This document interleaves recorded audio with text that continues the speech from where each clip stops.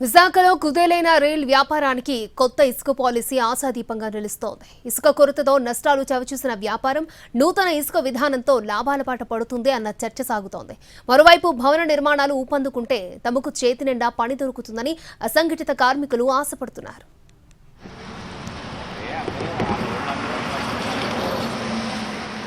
ప్రభుత్వం ప్రకటించిన కొత్త ఇసుక పాలసీతో విశాఖలో రియల్ ఎస్టేట్ రంగం పుంజుకుంటుందని వ్యాపార వర్గాలు భావిస్తున్నాయి. నిర్మాణ వ్యయం 20% వరకు తగ్గుతుందని అంచనా వేస్తున్నారు. విశాఖలో భూముల ధరలు రోజురోజుకు పెరిగిపోతున్నాయి. పెరుగుతున్న జనాభా అవసరాలకు అనుగుణంగా గేటెడ్ కమ్యూనిటీలు, శాటిలైట్ టౌన్షిప్లు ఏర్పడుతున్నాయి. నగరం మూడు వైపులా వేగంగా అభివృద్ధి చెందుతోంది.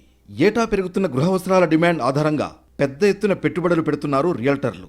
ప్రస్తుతం ఎస్ఎఫ్టీ ధర ఏరియాను బట్టి 5 నుంచి 12,000 రూపాయల వరకు ఉంది. 4 బెడ్రూమ్ ఫ్లాట్ 1.5 నుంచి 2.5 కోట్ల పైనే పలుకుతోంది. ఇందుకు భూముల రేట్లు పెరగడం ఒక కారణమైతే ఇసుక కొరతతో నిర్మాణ వ్యయం పెరగడం మరో కారణమని రియల్ ఎస్టేట్ వ్యాపారులు చెబుతున్నమాట. సిటీలో నిర్మాణాల కోసం ఎక్కువ మంది బిల్డర్లు గోదావరి ఇసుకపై ఆధారపడతారు.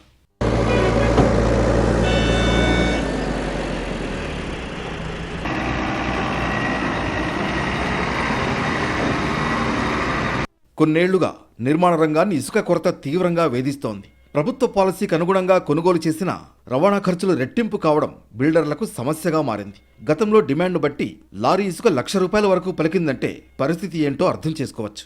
ఇసుక తవ్వకాల్ని నిలిపివేయడంతో రియల్ వ్యాపారం కుదేలైంది. నిర్మాణాలు పూర్తయినా అమ్ముకోలేని పరిస్థితి కొందరిది. బ్యాంకు వడ్డీలు తీర్చడానికి వచ్చిన కాడికి అమ్ముకున్న వారు ఇంకొందరు.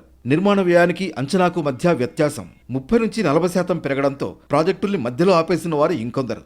ఇప్పుడు ప్రభుత్వం కొత్త ఇసుక పాలసీ ప్రకటించడంతో రియల్ వ్యాపార వర్గాల్లో ఆశలు చిగురిస్తున్నాయి. వచ్చే 3 నెలల్లో 1 కోటి టన్నుల ఇసుక అవసరం ఉంటుందని అంచనా వేస్తున్నారు.